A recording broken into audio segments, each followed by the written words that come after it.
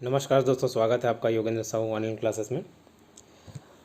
मेरे classes offline attend करने के लिए या फिर पेड ऑनलाइन क्लासेस अटेंड करने के लिए कांटेक्ट करें 8770123687 पर। साथ ही योगेंद्र साहू ऑनलाइन क्लासेस को सब्सक्राइब करें। मेरे चैनल पर जाएं और प्लेलिस्ट में जाकर देखें, आपको कॉम्पिटिटिव एग्ज़ाम से रिलेटेड सारे सब्जेक्ट्स की तैयारी आपको फ्री में करने को मिल जाएंगे।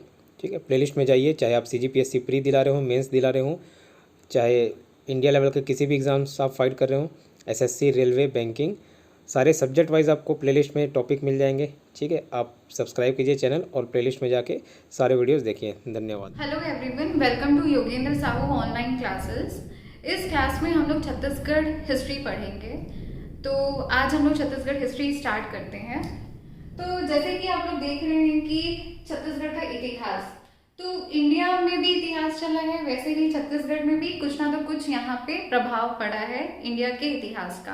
तो हम लोग देख रहे हैं कि छत्तीसगढ़ के इतिहास में इंडिया के इतिहास का क्या क्या प्रभाव पड़ा है। तो आप लोग यहाँ पे बोर्ड में देख रहे होंगे कि हम लोग इस इतिहास को 3 पार्ट में डिवाइड किए हैं: प्रागैतिहासिक काल, आदि ऐतिहासिक काल और ऐतिहासिक काल। अब सब लोग के दिमाग में ये क्वेश्चन आता है कि ये प्रागैतिहासिक, आदि ऐतिहासिक और ऐतिहासिक काल को क्या जरूरत पड़ी इसको 3 पार्ट में डिवाइड करने की। तो जैसे आप लोग देख रहे हैं कि सबसे पहले हम लोग देख रहे हैं कि प्रागैतिहासिक काल, इसको 3 पार्ट में हम लोग इसलिए डिवाइड किए हैं, जैसे जैसे हमारा मानव सभ्यता विकसित होता गया उसी के बेसिस पे हम लोग इसको 3 पार्ट में डिवाइड कर रहे हैं: प्रागैतिहासिक, आदि ऐतिहासिक और ऐतिहासिक काल। ये तो एक पार्ट हुआ कि मानव सभ्यता जैसे जैसे विकसित होती हुई। जैसे सेकेंड चीज हम लोग ये देखेंगे कि लिपि के बेसिस पे भी हम लोग उसको 3 पार्ट में डिवाइड किए हैं: प्रागैतिहासिक, आदि ऐतिहासिक और ऐतिहासिक। अब लिपि क्या? अब हम लोग ये देख रहे हैं कि प्रागैतिहासिक में लिपि हम लोग को नहीं मिली थी। लिपि का हम लोग को बिल्कुल भी साक्ष्य नहीं मिले हैं कि वहाँ पे लिपि मिली है कि नहीं। लेकिन जैसे ही हम लोग आदि ऐतिहासिक काल में आते हैं तो वहां पे हम लोग को लिपि मिली, लेकिन हम लोग उसको पढ़ नहीं सकते थे। थर्ड थिंग आते हैं हम लोग ऐतिहासिक काल में। यहाँ पे हम लोग को लिपि भी मिली और जिसे पढ़ा भी जा सकता था और समझा भी जा सकता था। तो सबसे पहले जो इतिहास को हम लोग जो 3 पार्ट में डिवाइड किए हैं, तो किसके बेसिस पे? एक मानव सभ्यता जैसे जैसे विकसित हुई उस बेसिस पे और एक लिपि के बेसिस पे। तो मैंने क्या पढ़ाया लिपि में? यहाँ पे प्रागैतिहासिक काल में हम लोग को लिपि के साक्ष्य बिल्कुल भी नहीं मिले। आदि ऐतिहासिक काल में हमने देखा कि हम लोग को लिपि तो मिली, लेकिन हम लोग उसको समझ नहीं सकते थे, पढ़ नहीं सकते थे। वैसे ही ऐतिहासिक काल में, ऐतिहासिक काल में हम लोग का लिपि भी मिला और साथ साथ में उसको हम लोग पढ़ सकते थे। तो ये 3 डिफरेंस हुआ हमारा प्रागैतिहासिक, आदि ऐतिहासिक और ऐतिहासिक काल का। उसके बाद हम लोग छत्तीसगढ़ का जब इतिहास पढ़ रहे हैं, सबसे पहले हम लोग लिए प्रागैतिहासिक काल। तो प्रागैतिहासिक काल को हम लोग और भी बोलते हैं पाषाण काल। तो पाषाण काल, इसको प्रागैतिहासिक काल को पाषाण काल क्यों बोलते हैं? ये सबके दिमाग में क्वेश्चन आएगा कि क्यों बोलते हैं पाषाण काल। पाषाण काल इसलिए बोलते हैं क्योंकि यहाँ पे जो भी मनुष्य लोग थे उन्होंने पत्थरों को औजारों के जैसे उसको यूज किया, इसीलिए इसको बोलते हैं प्रागैतिहासिक काल को पाषाण काल। तो प्रागैतिहासिक काल में देख रहे हैं कि इसको 4 पार्ट में डिवाइड किया है। पहला है हम लोग का पूर्व पाषाण काल, मध्य पाषाण काल दूसरा, तीसरा है हम लोग का उत्तर पाषाण काल और चौथा है हम लोग का नव पाषाण काल। तो इसको 4 पार्ट में हम लोग डिवाइड किए: पूर्व पाषाण काल, मध्य पाषाण काल, उत्तर पाषाण काल और नव पाषाण काल। फिर नेक्स्ट क्वेश्चन हमारे दिमाग में ये फेस होता है कि अगर हम लोग प्रागैतिहासिक काल को 4 पार्ट में डिवाइड किए हैं तो किस बेसिस पे डिवाइड किए हैं? क्या जरूरत पड़ी हमें कि हम इस काल को 4 पार्ट में डिवाइड कर रहे हैं? वो इसलिए पड़ा हम लोग को जरूरत कि जो भी अब प्रागैतिहासिक काल में जो भी हम लोग के जो मनुष्य लोग रहते थे उन लोग ज्यादा विकसित नहीं थे। उन लोगों को ये नहीं पता था कि उन लोगों को करना क्या है, ज्यादा दिमाग नहीं था उनके पास। तो उनको सिर्फ रहने के लिए घर चाहिए था और खाने के लिए भोजन चाहिए था। तो घर में रहने के लिए क्या चाहिए था? घर में कहाँ रहेंगे? तो लोग घर में रहने के लिए उन लोग गुफा खोजते थे कि तो उन लोग गुफाओं में रहते थे, वैसे पहाड़ में रहते थे। ये और दूसरी चीज क्या चाहिए थी? उन लोग को खाने के लिए भोजन चाहिए था। भोजन के लिए उन लोग क्या करते थे? शिकार करते थे। अब शिकार करने के लिए उन लोग औजारों का यूज करते थे। तो औजार बहुत पहले तो बड़े औजार यूज किए, फिर धीरे धीरे धीरे धीरे उस मनुष्य लोगों के पास दिमाग जैसे जैसे उनका विकसित होता गया, उसी प्रकार से वहां पे जो भी औजार थे वो भी विकसित होते गए। उसी के बेसिस पे, औजारों के विकसित होने के बेसिस पे हम लोग इसको 4 पार्ट में डिवाइड किए: पूर्व पाषाण काल, मध्य पाषाण काल, उत्तर पाषाण काल और नव पाषाण काल। तो हमने ये देखा कि रहने के लिए गुफा और पहाड़ और खाने के लिए भोजन चाहिए, भोजन करने के लिए शिकार करेंगे, शिकार करने के लिए औजार चाहिए। तो औजार, तो 2 वर्ड हम लोग देख रहे हैं, एक गुफा और एक औजार। तो 2 वर्ड ध्यान में आया, तो गुफा और औजार। तो हम लोग पढ़ेंगे अभी ये जो 4 काल है उसमें हम लोग स्थल पढ़ेंगे कि पूर्व पाषाण काल के जो स्थल है वो कौन से स्थल में हम लोग को कौन से अवशेष प्राप्त हुए पूर्व पाषाण काल में, वैसे ही दूसरे में मध्य पाषाण में कौन से स्थल में कौन से अवशेष प्राप्त हुए हैं वो हम लोग आगे देखेंगे। तो आप लोग को मैं सबसे पहले याद करने का तरीका बता रही हूँ, कैसे याद करना है। पहले आप लोग को बता दे रही हूँ कि कहाँ कहाँ क्या क्या मिला है।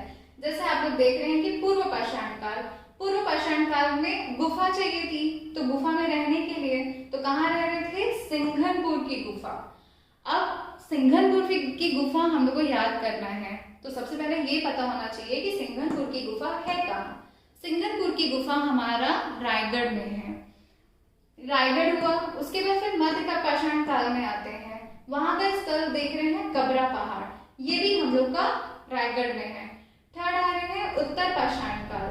उत्तर पाषाण काल में हम देख रहे हैं कि धनपुर, धनपुर हमारा है बिलासपुर और महानदी घाटी क्षेत्र, वहां से हम लोग का उत्तर पाषाण काल के स्थल, उस स्थल से हमारे इस काल के अवशेष प्राप्त हुए हैं।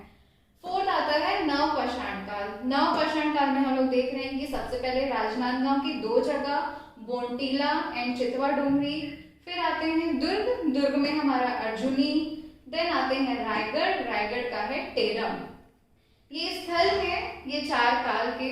उसके बाद हम देखेंगे कि पूर्व पाषाण काल में स्थल जो सिंघनपुर की गुफा है वहां पे हमको क्या मिला है, कबरा पहाड़ में क्या मिला है, उत्तर पाषाण काल के धनपुर में क्या मिला है और नव पाषाण काल के राजनांदगांव, दुर्ग और रायगढ़ में क्या मिला है।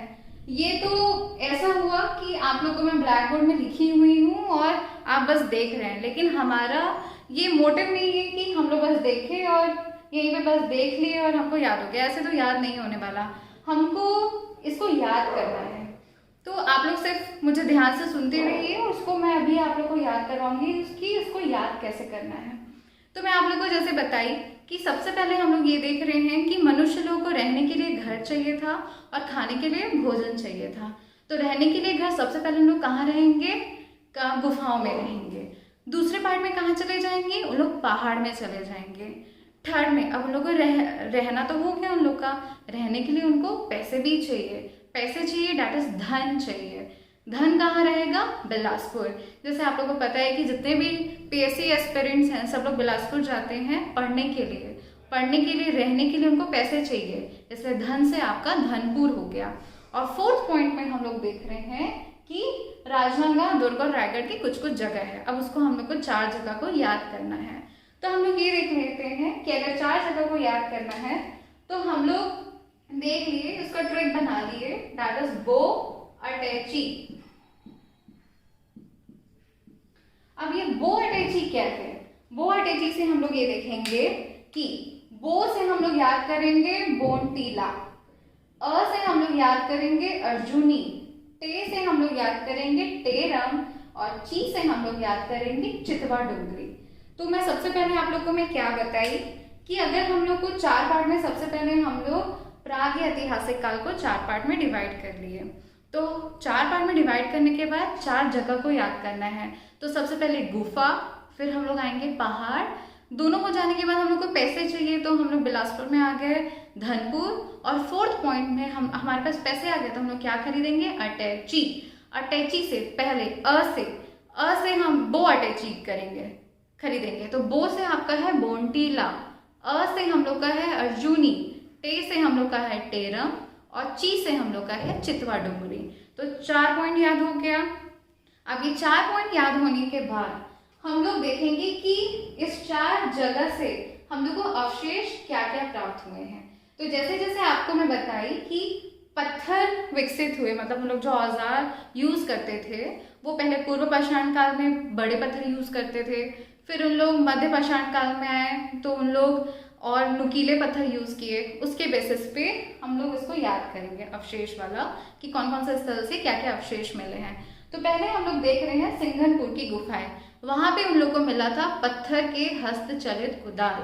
हमको अब भी याद करना है कि क्या मिला था, पत्थर के हस्तचलित कुदाल मिले, पहला पॉइंट हुआ।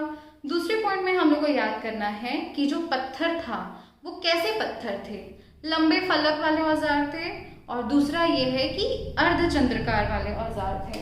तो हम लोग का लंबा फलक वाला औजार और एक अर्धचंद्राकार। तो सबसे पहले हम लोग ये याद रख लेना कि पत्थर के हस्तचलित कुदाल, ऐसा बोल देंगे कि हाँ हस्तचलित कुदाल मिले थे। दूसरे पॉइंट में जो औजार थे वो अर्धचंद्राकार वाले थे और लंबे फलक वाले थे। ये 2 पॉइंट को यहीं पे स्टॉप करना है। फिर हम लोग थर्ड पॉइंट में आएंगे कि मानव आकृतियों का चित्रण मिला उत्तर पाषाण काल में। तो थर्ड पॉइंट में हम लोग याद कर लेंगे कि मानव आकृतियों का चित्रण, ये 3 पॉइंट हुआ। और फोर्थ पॉइंट में जो नव पाषाण काल है, यहाँ पे हम लोग को इस बो अटैची में कुछ भी अवशेष प्राप्त नहीं हुए हैं, तो उसको हमको नहीं पढ़ना है। अब यहाँ पे आप लोग जैसे देख रहे हैं, ये मैं लिखी हूँ लाल रंग की छिपकली, घड़ियाल, कुल्हाड़ी, सांभर आदि की चित्रकारी। ये आपको मिलेंगे आपके मध्य पाषाण काल में। यहाँ पे जगह नहीं था इसलिए मैंने इसको नीचे लिख दिया है कि लाल रंग की छिपकली, घड़ियाल, कुल्हाड़ी, सांभर आदि के चित्रकारी। तो 2 टाइप की चित्रकारी मिली। क्या क्या चित्रकारी?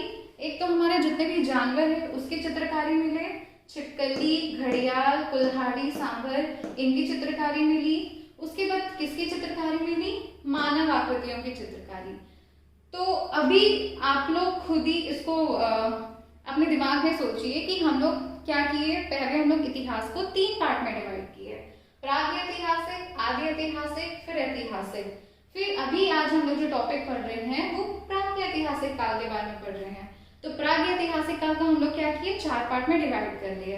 तो हम लोग को दिमाग में एक स्ट्रक्चर फ्रेम करना है, 4 पार्ट में डिवाइड कर लिए। 4 पार्ट में डिवाइड करने के बाद फिर हम लोग उसका स्थल पढ़े। 4 स्थल कैसे याद करना था? सबसे पहले हम लोग गुफा में रहेंगे, फिर पहाड़ में रहेंगे, उसके बाद फिर उन लोगों को क्या चाहिए, पैसे चाहिए, तो बिलासपुर चले गए, धनपुर। उसके बाद फिर हम लोग क्या किए, बो अटैची। पैसे से क्या खरीदे, अटैची खरीदे। कौन सा अटैची खरीदे, बो अटैची खरीदे। फिर हम लोग ये देखेंगे कि उनको अवशेष क्या क्या प्राप्त हुए। तो जैसे आपको बोली, सबसे पहले जो औजार थे वो पत्थर के हस्तचलित औजार थे। दूसरे पॉइंट में ये बोली कि जो औजार थे वो अर्धचंद्राकार वाले औजार थे और लंबे फलक वाले औजार थे। ये 2 पॉइंट हो गया। अब औजार के बाद चित्रकारी मिली। तो चित्रकारी कौन कौन से मिली हम लोग को? पहली चित्रकारी मिली हम लोग को ये जितने भी जानवर लोग थे उनकी चित्रकारी। उसके बाद मानव आकृतियों की चित्रकारी। अपन को ये ट्रेस करना है जो जानवर की जो चित्रकारी मिली है, जैसे लाल रंग की छिपकली, घड़ियाल, कुल्हाड़ी, सांभर आदि की चित्रकारी हम लोग को मध्य पाषाण काल से मिली है। और उत्तर पाषाण काल में हम लोग को मानव आकृतियों की चित्रकारी मिली है। तो ये यहाँ तक हम लोग का यहाँ तक खत्म हुआ। इतिहास, प्रागैतिहासिक काल में स्थल और अवशेष मैंने यहाँ पे कंप्लीट करवाया। फिर हम लोग ये देखेंगे कि प्रागैतिहासिक काल में ऐसे कौन कौन से जगह है जहाँ पे पाषाण घेरे मिले हैं। अब पाषाण घेरे को अपन को छत्तीसगढ़ के मैप के थ्रू हम लोग को याद करना है कि पाषाण घेरे कहाँ मिले हैं। तो मैंने यहाँ छत्तीसगढ़ का मैप ड्रॉ किया है। पूरा मैंने नहीं बनाया है क्योंकि बहुत इधर उधर मिक्स हो जाता। तो यहाँ से आप लोग देख रहे हैं कि पाषाण घेरे कहाँ मिले हैं। तो पाषाण घेरे दुर्ग, यहाँ पे बीच में दुर्ग है और जस्ट उसके नीचे है बालोद। तो बालोद में हम लोग का है चिरचारी, करही बदर और सोरर। अभी सिर्फ ये 3 ही चीज देखेंगे। ये 3 चीज मैंने क्या कहा, चिरचारी, करही भदर और सोरर। ये 3 आपका बालोद से हो गया। और उसके बाद एक है हम लोग का कोंडागांव। यहाँ पे कोंडागांव है। कोंडागांव का है हम लोग का गढ़धनौरा। तो सबसे पहले हम लोग पाषाण घेरे पढ़ेंगे। पाषाण घेरे में आप लोग ने ये देखा कि 4 जगह मिला है।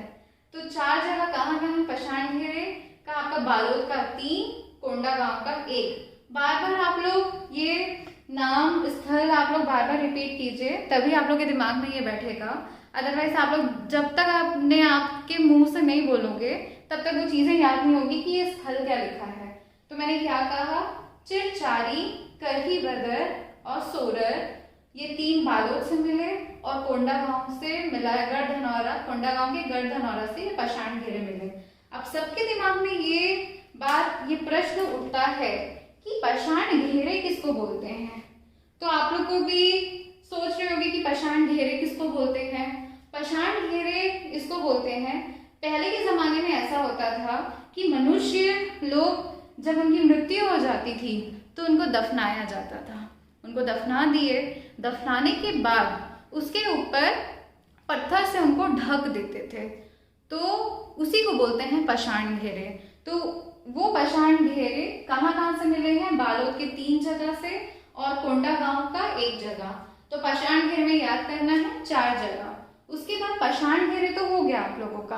पाषाण घेरे पहला पॉइंट। दूसरा पॉइंट ये है कि हम लोग पाषाण स्तंभ देख रहे हैं। पाषाण स्तंभ सेम एज इट इज, जहां जहां पाषाण घेरे मिले हैं वहीं से हम लोग के पाषाण के स्तंभ भी मिले हैं। तो पाषाण स्तंभ में हम लोग पाषाण घेरे के जो 4 जगह थे वो 4 जगह प्लस करका भाटा जो आपका बालोद में ही है, वो हम लोग का पाषाण स्तंभ में ऐड हो जाएगा। तो हम लोग अभी 2 पॉइंट पढ़े, एक पाषाण घेरे और एक है पाषाण स्तंभ। पाषाण घेरे में 4 जगह, बालोद का 3, कोंडागांव का 1। पाषाण स्तंभ में 5 जगह, बालोद का 4 और कोंडागांव का 1। तो ऐसे ही हम लोग को याद करना है। पाषाण घेरे में 4 पॉइंट याद करना है, चिरचारी, करही बदर और सोरर, और कोंडागांव का है गढ़धनौरा। 4 याद हो गया। पाषाण घेरे याद कर लिए, अब हम लोग को पाषाण स्तंभ याद करना है। पाषाण स्तंभ में ये 4 तो होंगे ही, साथ साथ में हम लोग का एक ऐड हो जाएगा बालोद का करका भाटा। तो 4 पाषाण घेरे, 5 हम लोग का पाषाण स्तंभ। ये 2 पॉइंट हुआ। 2 पॉइंट पढ़ने के बाद हम लोग आएंगे यहाँ पे कि प्रागैतिहासिक काल में शैल चित्र हमको कौन कौन से जगह से प्राप्त हुए हैं। तो शैल चित्र में हम लोग 3 जगह याद करेंगे। एक हम लोग का आ गया रायगढ़ का 2 और राजनांदगांव का 1। रायगढ़ का 2 जो हम लोग बोल रहे हैं वो कहाँ? रायगढ़ का हम लोग का एक सिंघनपुर की गुफा और एक कबरा पहाड़, जो हम लोग पूर्व पाषाण काल और मध्य पाषाण काल में ऑलरेडी डिस्कस कर चुके हैं कि ये 2 जगह पूर्व पाषाण काल और मध्य पाषाण काल वो स्थल है। तो हमको पता है कि रायगढ़ में 2 चीज याद करेंगे, सिंघनपुर और एक कबरा पहाड़, और राजनांदगांव में चितवा डोंगरी। ये 3 जगह से हम लोग का शैल चित्र मिला है, रायगढ़ का सिंघनपुर, कबरा पहाड़ और राजनांदगांव का चितवा डोंगरी। उसके बाद शैल चित्र पढ़ने के बाद हम लोग पढ़ेंगे जो भी पाषाण युग के जो औजार हैं वो कहाँ कहाँ से प्राप्त हुए हैं। तो आप लोग देख रहे हैं कि रायगढ़ का एक कबरा पहाड़ लेना है हम लोग को यहाँ से, और सरगुजा का सीता बेकरा की गुफा और जोगी मारा की गुफा, यहाँ से हम लोग को पाषाण युग के औजार मिले हैं। ठीक है, तो फिर हम लोग ये देख रहे हैं कि पाषाण युग के जो औजार हैं वो वहां से मिले हैं। एक सीता बेकरा की गुफा, जोगी मारा की गुफा और एक रायगढ़ का कबरा पहाड़, यहाँ से हम लोग को औजार मिला है। तो सबसे पहले हम लोग ये डायग्राम तो मैंने बनाया है, इस डायग्राम में 4 पॉइंट हम लोग पढ़ेंगे। पाषाण घेरे, दूसरा पॉइंट पाषाण स्तंभ, थर्ड पॉइंट हम लोग का शैल चित्र, और चौथा पॉइंट ये है कि पाषाण युग के औजार। ये 4 पॉइंट डिस्कस किए। 4 पॉइंट डिस्कस करने के बाद हम लोग ये देखे कि पाषाण घेरे 4 जगह से, बालोद के 3 और कोंडागांव का 1। फिर हम लोग देख रहे हैं पाषाण स्तंभ, पाषाण स्तंभ, पाषाण घेरे प्लस बालोद का करका भाटा। फिर हम लोग शैल चित्र देखे। शैल चित्र में हम लोग क्या देख रहे हैं? शैल चित्र में हम लोग का आया था रायगढ़, रायगढ़ का आपका सिंघनपुर की गुफा और कबरा पहाड़, और राजनांदगांव का बोन टीला। ये 3 जगह से हम लोग का शैल चित्र प्राप्त हुआ है। चौथा पॉइंट ये है कि पाषाण युग के औजार कहाँ से प्राप्त हुए हैं। एक है हम लोग का रायगढ़ का कबरा पहाड़, और दूसरा है हम लोग का सरगुजा का रामगढ़ की सीता बेंगरा की गुफा और जोगीमारा की गुफा। यहाँ से हम लोग को पाषाण युग के औजार मिले हैं। ठीक है, यहाँ से ये मैप यहाँ पे खत्म होता है। तो सबसे पहले हम लोग क्या किए, इतिहास पढ़े। इतिहास में हम लोग 3 पार्ट में डिवाइड किए, प्रागैतिहासिक, आदि ऐतिहासिक और ऐतिहासिक। इसको डिवाइड करने के बाद फिर हम आज हम लोग ने क्या पढ़ा इतिहास में, तो इतिहास में आज हम लोग ने प्रागैतिहासिक काल पढ़ा। तो सबसे पहले हम लोग इतिहास को 3 पार्ट में डिवाइड किए, प्रागैतिहासिक, आदि ऐतिहासिक और ऐतिहासिक। तो प्रागैतिहासिक काल को फिर से हम लोग 4 पार्ट में डिवाइड किए, पूर्व पाषाण काल, मध्य पाषाण काल, उत्तर पाषाण काल और नव पाषाण काल। फिर आप लोग को खुद ही रिकॉल करना है। तो 4 पार्ट में डिवाइड करने के बाद हम लोग उसके स्थल 4 जगह याद किए। मतलब सबसे पहले हम लोग गुफा में रहेंगे, फिर हम लोग कहाँ रहेंगे, पहाड़ में रहेंगे। उसके बाद हम लोग को क्या चाहिए, पैसे चाहिए, तो हम लोग धनपुर चले गए। साथ में एक चीज और याद करना है, वो है हम लोग का महानदी घाटी। इसको मैं आप लोग को बताई नहीं थी उस टाइम। एक हम लोग का महानदी घाटी भी आपको याद करना है धनपुर के साथ। उसके बाद फिर हम लोग नवपाषाण काल में हम लोग पढ़े बोअटेची। बोअटेची आप लोग को याद होगा, इसके पहले मैं आपको बताई हूँ। उसके बाद फिर अवशेष याद करना है। तो सबसे पहले एक पत्थर याद करना है। तो पत्थर कैसा, पहले पत्थर होगा हस्तचलित कुदार। उसके बाद दूसरा वाला कैसे होगा, लंबे फलक वाले या अर्धचंद्राकार वाले औजार। ये तो हो गया। अब कैसे चित्र मिलेंगे, पहले जानवर के चित्र मिलेंगे, फिर मानव आकृतियों के चित्र मिलेंगे। तो सबसे पहले जो जानवर के चित्र मिले हैं वो आपको कहाँ मिले हैं, मध्य पाषाण काल में मिले हैं। और मानव आकृतियों के चित्र मिले हैं वो आपके उत्तर पाषाण काल में मिले हैं। ठीक है, ये हम लोग अवशेष पढ़ लिए। उसके बाद फिर हम लोग आपको डायग्राम बताए थे कि डायग्राम में आपको क्या याद करना है कि सबसे पहले आपको पाषाण घेरे, फिर हम लोग का पाषाण स्तंभ, फिर हम लोग का शैल चित्र, उसके बाद फिर पाषाण युग के औजार। तो हम लोग ने ये देखा था कि पाषाण घेरे किसको बोलते हैं। पाषाण घेरे किसको बोलते हैं, वहां पे शवों को दफनाकर उसके ऊपर बड़े पत्थरों से ढक दिया जाता था, तो उसको बोलते हैं पाषाण घेरे। वैसे ही हम लोग का पाषाण स्तंभ आया। तो पाषाण स्तंभ का मतलब क्या होता है, पत्थरों के खंभों को पाषाण स्तंभ बोलते हैं। फिर हम आते हैं शैल चित्र। प्राचीन काल में शैल चित्र मतलब एक चित्र बनाते थे पत्थरों के ऊपर। वहां के जो मनुष्य लोग थे वहां पे चित्रकारी करते थे, उसको बोलते हैं शैल चित्र। फिर हम लोग के पाषाण युग के औजार, जो भी हम लोग औजार यूज करते थे शिकार करने के लिए, तो उसका मतलब है पाषाण युग के औजार का मतलब है वही जो हम लोग जो पत्थर, बड़े पत्थर या लंबे फलक वाले या अर्धचंद्राकार वाले जो पत्थर यूज करते थे उसको बोलेंगे औजार। तो ये 4 पॉइंट क्लियर हुआ आपका। अब आगे हम लोग देखते हैं कि फिर हम लोग फैक्ट्स पढ़ेंगे, एक एक करके अपन एक फैक्ट्स पढ़ते हैं। कि सबसे पहले हम लोग फैक्ट पढ़ रहे हैं कि सब एग्जाम में क्या पूछेगा, सबसे प्राचीन गुफा। तो एग्जाम में पूछा कि सबसे प्राचीन गुफा, आप लोग को ऑप्शन दिखेगा, एक सिंघनपुर की गुफा, दूसरा आपका जोगीमारा की गुफा, तीसरा आपको सीता बेंगरा की गुफा। आपको वहां पे कंफ्यूज करने के लिए आपके बहुत सारे गुफाएं मिलेंगे। तो आप लोगों को याद रखना है कि सबसे प्राचीन गुफा होता है सिंघनपुर की गुफा। नेक्स्ट क्वेश्चन एग्जाम में जो पूछता है सबसे लंबी गुफा, तो उसको बोलेंगे बोतलदा की गुफा। अब ये सिंघनपुर की गुफा आप लोगों को तो पता है कि ये रायगढ़ में है आप लोग का। फिर आप लोग ये देख रहे होंगे कि बोतलदा की गुफा कहाँ है, तो बोतलदा की गुफा भी आप लोग देखोगे कि बोतलदा की गुफा भी हम लोग का यहाँ पे रायगढ़ में ही है। फिर हम लोग ये देख रहे हैं कि शैल चित्र, एग्जाम में पूछेगा कि सर्वाधिक शैल चित्र कौन से जगह से प्राप्त हुए हैं, तो आप लोग क्या बोलोगे, रायगढ़। रायगढ़ से हम लोग का सर्वाधिक शैल चित्र प्राप्त हुए हैं। तो 3 पॉइंट क्या बताए, सबसे पहले सबसे प्राचीन गुफा सिंघनपुर की गुफा, सबसे लंबी गुफा बोतलदा की गुफा, फिर हम लोग का सर्वाधिक शैल चित्र प्रागैतिहासिक काल में या पाषाण काल में कहाँ से प्राप्त हुए हैं, रायगढ़ से प्राप्त हुए हैं।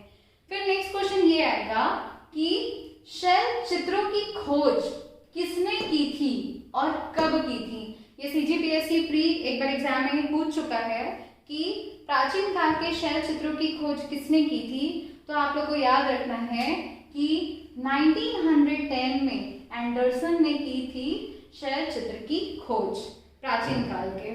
4 पॉइंट यहाँ से याद हुआ आप लोग का, सबसे प्राचीन, सबसे लंबी, फिर सर्वाधिक शैल चित्र, और सर्वाधिक शैल चित्र की खोज 1910 में एंडरसन ने की थी। उसके बाद 5th पॉइंट ये है कि नव पाषाण अवशेष की जानकारी किसने दी थी? नव पाषाण काल के अवशेष की जानकारी। अब ये कहाँ से आया नव पाषाण काल? आप लोगों ने यहाँ देखा पूर्व, मध्य, उत्तर और नव। तो ये जो नव पाषाण काल आप जो देख रहे हैं, इसकी जो जानकारी किसने दी थी? राम भगवान ने दी थी। क्योंकि एग्जाम में आप लोग भूल जाओगे कि आप लोगों को याद, क्योंकि आपको एंडरसन याद आएगा, फिर रमेंद्रनाथ याद आएगा, भगवान याद आएगा। तो अभी तो हम लोग ने स्टार्ट किया है छत्तीसगढ़ का इतिहास, आगे जब हम लोग पढ़ेंगे तो बहुत सारे नाम आएंगे, तो वो नाम पे कंफ्यूज नहीं होना, इसलिए मैंने ट्रिक बना दिया है, दैट इज राम भगवान। तो राम से आपका रमेंद्रनाथ मिश्र हो गया और भगवान से आपका हो गया भगवान सिंह। तो अभी यहाँ पे हम लोग एक एंडरसन का नाम पढ़े, एक राम भगवान का नाम पढ़े, इसको आपको याद करना है। फिर नेक्स्ट क्वेश्चन क्या आएगा कि पाषाण युग में या पाषाण काल में कौन कौन से स्थल से हम लोग को वहां से अवशेष मिले हैं, या बोलेंगे कि कौन कौन से, इनमें से 4 ऑप्शन दे देगा तो उसमें ये बोला जाएगा कि इनमें से कौन कौन से पाषाण युगीन स्थल है। तो आपको ये याद रखना है कि पाषाण युगीन स्थल क्या क्या है।